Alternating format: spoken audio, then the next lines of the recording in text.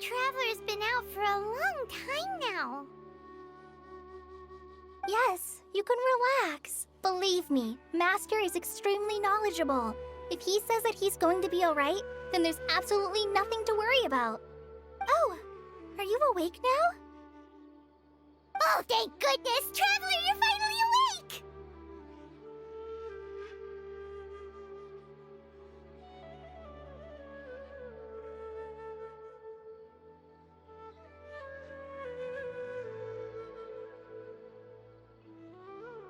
Well, we're at... good question. Where are we? Paimon was in such a panic when you passed out that she even forgot to ask what place this is. This is Gandharvaville. It was originally built by scholars from Sumeru as a place to rest in the rainforest. Now it's mainly used by the forest rangers as a base of operations. My name is Kale. I'm a trainee forest ranger.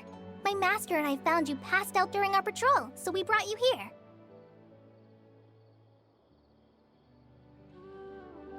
Oh, no things are necessary. I didn't do anything really. By the way, how are you feeling now? Any discomfort? Oh, that's Master's herbal medicine you're tasting. He gave you some while you were unconscious.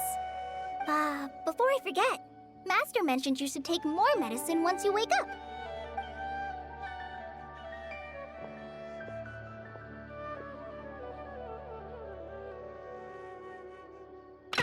Whoops!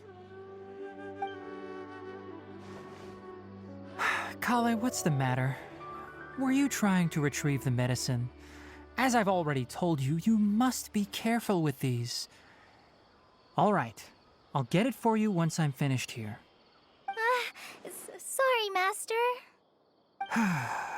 Now, the guide to Avidya Forest's edible fungi is clearly posted on our bulletin board. But if Farbode forgets which mushrooms to avoid one more time, I'll have no choice but to leave the guide somewhere a little more visible. Like right smack on his forehead so others can remind him to be careful. Right? This is the second time he's come down with food poisoning this month. I'll be sure to give him a good talking to.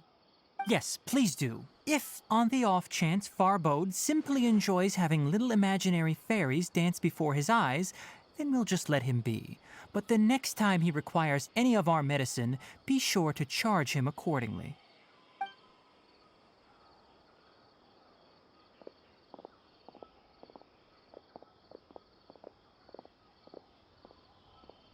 So, how are you doing?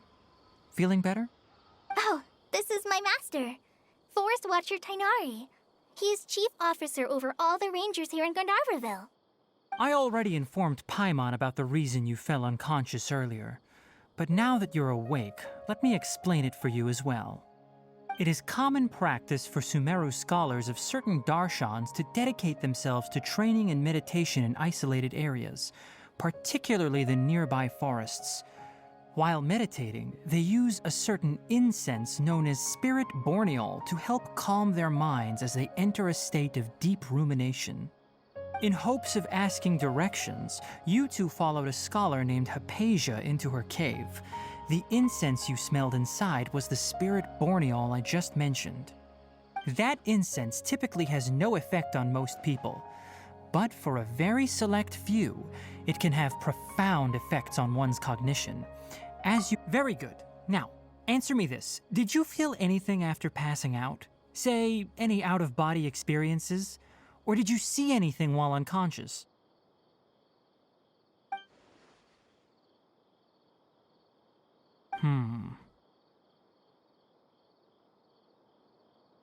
Kale, let the others know to stop bringing their patrol logs here for now. Huh? Why? Because these two will be staying here for the next few days. They can have my room and I'll bunk with Amir. Now get a move on and be sure to do as I've said. Yes, Master Tighnari.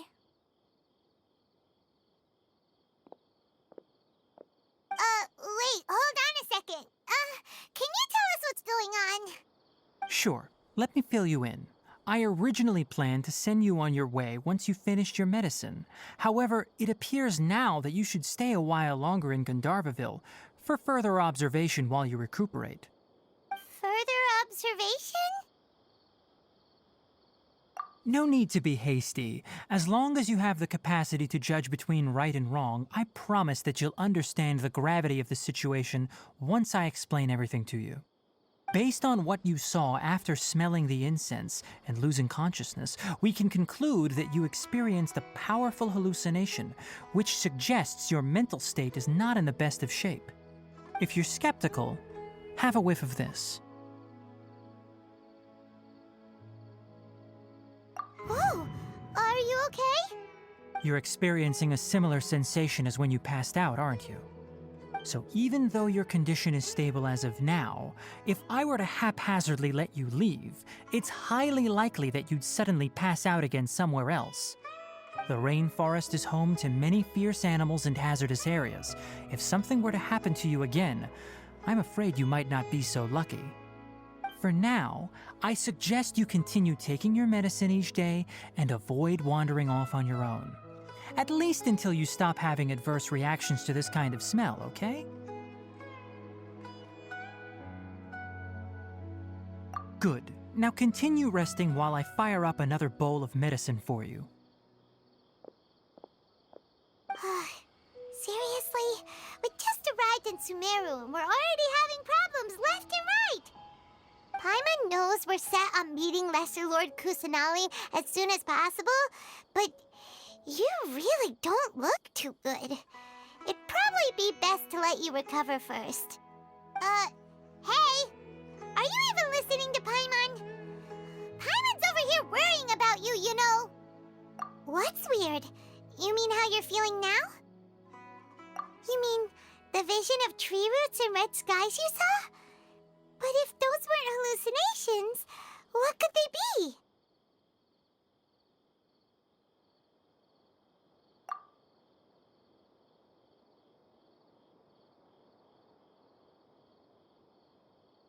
Well, considering how unique you are, Paimon trusts your judgment here. But why didn't you say anything about it to Tighnari? If he misjudged your condition, then there's a chance you could get worse, right? Huh? You mean that Tighnari already knows that what you saw weren't hallucinations? But if that's the case, oh, Paimon gets it now. That explains why you were so quiet earlier. Well, that settles it then. We'll stay here to rest up and figure out what's going on with your hallucinations. But it seems like asking Tighnari might not be an option anymore. What do you think we should do?